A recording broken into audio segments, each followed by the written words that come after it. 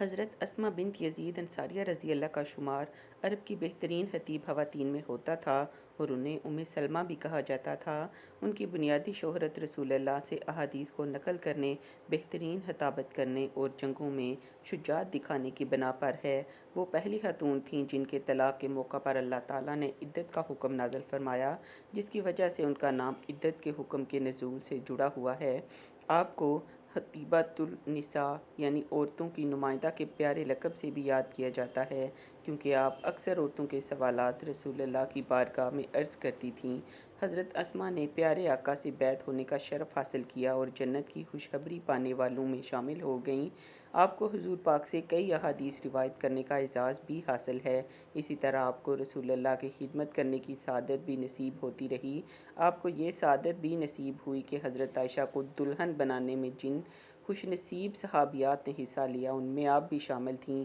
آپ فرماتی ہیں کہ ایک بار حضور پاک نے میرے گھر میں مغرب کی نماز ادا فرمائی۔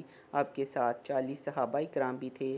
میں نے آپ کی خدمت میں تھوڑا سا سالن اور چند روٹیاں پیش کیں۔ سب نے وہ کھانا تناول فرمایا، لیکن پھر بھی وہ کھانا ختم نہ ہوا۔ پھر رسول اللہ نے مشکیزے سے پانی نوش فرمایا۔ ہم اس مشکیزے سے بیماروں کو پانی پلاتے تھے تو انہیں شفا حاصل ہوتی تھی، اور ہم خود بھی کبھی کبھی اس مشکیزے سے برکت کے لیے پانی پیتے تھے۔ ایک مرتبہ آپ رسول اللہ کی خدمت میں حاضر ہوئیں اور کہنے لگیں، یا رسول اللہ صلی اللہ علیہ وآلہ وسلم، میں بہت سی عورتوں کی نمائندہ بن کر آپ کی بارگاہ میں آئی ہوں۔ اللہ تعالیٰ نے آپ کو مردوں اور عورتوں دونوں کی طرف رسول بنا کر بھیجا ہے، چنانچہ ہم عورتیں آپ پر ایمان لائی ہیں اور آپ کی پیروی کا عہد کیا ہے۔ اب معاملہ یہ ہے کہ ہم عورتیں پردہ نشین ہو کر گھروں میں رہتی ہیں۔ ہم اپنے شوہروں کی خدمت کرتی ہیں، ان کے گھروں کی رکھوالی کرتی ہیں اور ان کے مالوں اور سامانوں کی حفاظت کرتی ہیں، جبکہ مرد جمعہ کی نماز اور جنازوں میں شرکت کر کے اجر عظیم حاصل کرتے ہیں۔ تو سوال یہ ہے کہ ان مردوں کے ثوابوں میں سے کچھ ہم عورتوں کو بھی حصہ ملے گا یا نہیں؟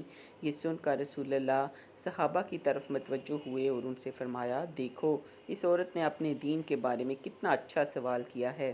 پھر آپ نے اس خاتون سے فرمایا کہ تم سن لو اور جا کر عورتوں سے کہہ دو، عورتیں اگر اپنے شوہروں کی خدمت گزاری کر کے ان کو خوش رکھیں، ہمیشہ اپنے شوہروں کی خوشنودی طلب کرتی رہیں اور ان کی فرما برداری کرتی رہیں، تو مردوں کے اعمال کے برابر عورتوں کو بھی ثواب ملے گا۔